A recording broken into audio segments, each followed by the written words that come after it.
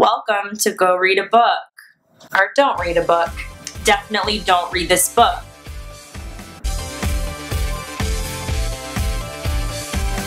This book is special. It basically centers around a man. He's middle-aged, in his 40s. He lives in, or once upon a time lived in Sussex, England. And you know, you don't know his name the entire time. The entire time. I didn't realize that Me neither. until I looked on Wikipedia and they're like, it's a nameless man. I'm like, oh, shoot. Yeah. I didn't even know. Yeah. I didn't even think about it because I didn't care. Not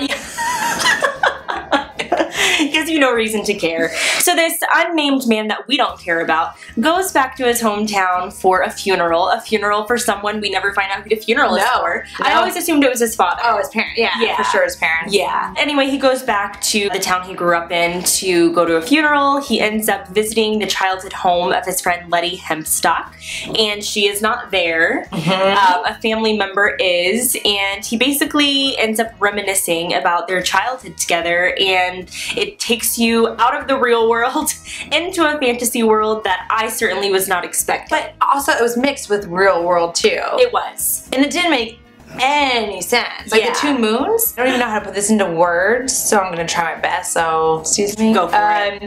I think that the book was so imaginative that you had to use your own imagination to read the entire. Does that make sense? You had to fill in the blanks. Yes. Yeah. But there were so many blanks. It was like a bird. Imagine a bird, but it wasn't a bird. But there's a lot of them, but there might not be that many of them. And you're like, I don't even know what this means. Yeah. I don't know. And it happened with that, and it happened with Ursula. Yeah, Ursula, and maybe that's what it is. Like, when I read a book, I don't want to use my own imagination the entire. I want something spelled out for me, and it just was. Yeah, to a certain extent.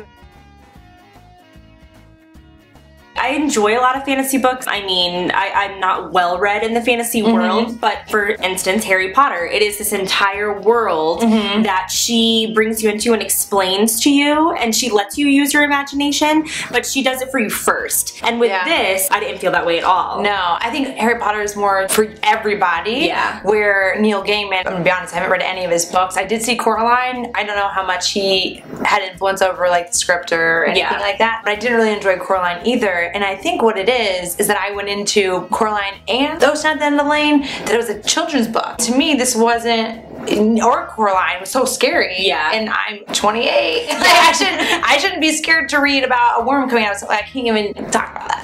Yeah, I felt lots of times too it was sick. It was pretty sick. But according to Neil Gaiman, he says that it's a book for everyone, for all ages, from children to adults. Yeah, I read that. And I think that that's his opinion. I really enjoyed the book up until when they described, I guess she wasn't Ursula at the time. Right. But when they described her as like cloths with eyes, I was like, oh, this is not the book I thought I was going to be. Like, I was like, oh, cool, magic. Like, they can read minds. Like, I very much caught up with, that whole family that they had magical powers or whatever you want to call it. And I was like, this is going to be cool. Like, I am super down with this. I'm in. And then maybe he just wanted it open to everybody's interpretation, and I didn't do that. I was not willing to interpret. Yeah, but that was a whole nother point. But you were saying Ursula as a worm. Yeah, Ursula as the cloth blanket thing, then the worm, then the really hot housekeeper, I guess. That reminded me a little bit of the first season of American Horror Story with like with Moira. Yeah, Her name Moira. was Moira. Yeah. I was really pumped that her name was Moira too. It's a great name. Yeah. I'm partial. Ursula, she is awful. How scary, because she's very real. And this was when I was reading Wikipedia, they're like the terror of that it's so real and in your house and there's nothing that you can do about it. It's so scary. I think that that's something I could relate to, is that feeling of helplessness. I'm not going to share examples. So anyway, she's just terrifying. And then I thought it was interesting seeing the narrator explain his father having an affair through a 7-year-old's eyes. Like, he has no idea what it took me a while to understand, and it's so funny because then the narrator's like, oh, now I know what he was doing. Yeah. And it was his sister who kind of brought it up later in life. Oh, really? Yeah, he said that his sister, she's they're all older now, and she realized in her older age that her father was having an affair with the nice housekeeper. Which is so terrible. And I wonder how that played out. Yeah. Like, when Ursula left, does everyone just forget about her? I don't think so, because the sister realized that her father was having an affair with her as an adult, not as a child. So I think that they remembered, but then they had that whole stitching up, oh you know, my God, I can't even. You know, here's the thing about fantasy. It's supposed to be solidly planted in reality. And when it's not, I felt like he went back and forth a little bit. I agree. But I don't feel like I had a solid tether to what was real and what was not. Yes. And unless you're going to completely abandon it, you've got to make a choice is how I feel. And he didn't completely tether it to reality, and he didn't abandon it completely, so I didn't know what I was reading. Yeah. You know, it's interesting that you brought that up, because I was reading that Neil Gaiman wrote this as a very short story, which you can totally tell. But he wrote it for his wife, Amanda Palmer, and she doesn't really like fantasy books. Oh. And so he put in stuff as he was making it from a short to a novella that he knew that she would like, so maybe that's where the disconnect of like reality and fantasy meet. If he wrote this for his wife who does not like fantasy, I'm curious to know if she likes it now. Yeah. And you know what I wanted to say? When I was 7, I didn't act like that. Did you act like that? Like, I was a very precocious 7-year-old, but the whole time I'm reading it, I was like, there's no way that this guy is 7 and his little sister is 5, when his sister was like brushing her hair 100 times and was like making fun of her brother for being scared of the dark. Like, I don't remember interacting like that as, I mean, that young. Like, to me, I'm reading this, I'm like, oh, this boy is 13,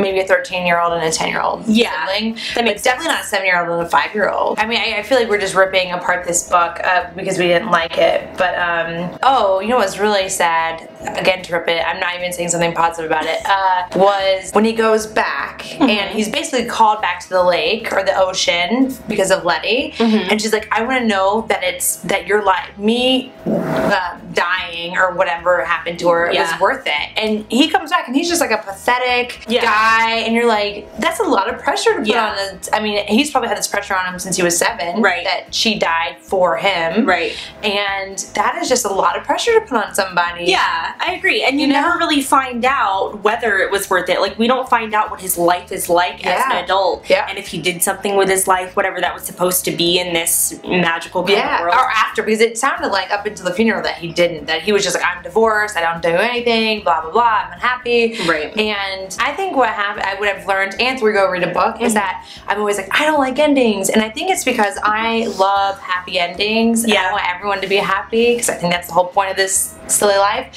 And none of the books that I've been like, I don't like the endings are because they're not happy, and this doesn't really have a happy ending either. Yeah, it doesn't have much of an ending at all.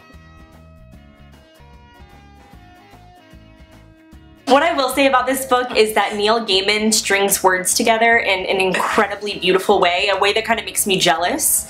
He uses words just, eloquent is not enough to explain it really at all. So good on you for that. I might check out another book from you. Yeah. Okay, you have to put down in the comments if you read this book and if you liked it, and please give me something so I can understand where I'm wrong. I feel like with this book, and this is gonna sound really rude, whatever.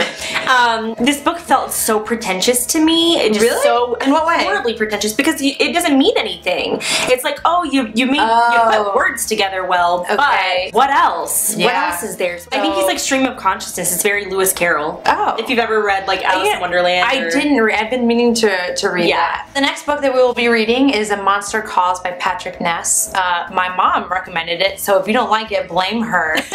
Follow her on Goodreads. My mom is so descriptive. She has really good little reviews. So yeah, that'll be our kind of Halloween episode. I was like, Mom, I need a Halloween book, and she's like, oh, A Monster Calls. Definitely check out that book. Let us know what you thought about this book. We want to talk about it, even though we felt like there wasn't much to talk about with it. Yeah, because I love talking with people in the comments. This whole Go Read a Book thing, it's making me understand books more. Yeah, and in a different way. Yeah, definitely. And that's what's the most important thing. Thanks so much for joining us. I'm Tiffany. And I'm Moira. Make sure to go read a book. Even if it's this one.